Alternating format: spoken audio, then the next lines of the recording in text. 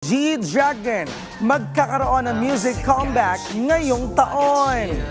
Inununsyo ng Galaxy Corporation na magkakaroon ng music comeback ang South Korean rapper na si G-Dragon sa second half ng taong ito.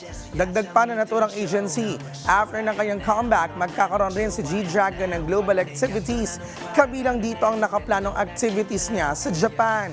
Samantala last year lamang ay nagkaroon na ng hint ang 2024 comeback ni G-Dragon noong pumirma siya ng kontrata sa kanyang new agency.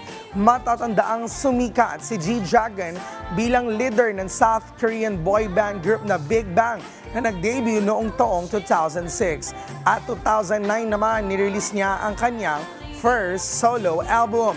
Kabilang sa solo hits ni G-Dragon ay ang kantang Untitled, 2014, Crooked at Without You, featuring Pink or Blackpink member na si Rosé.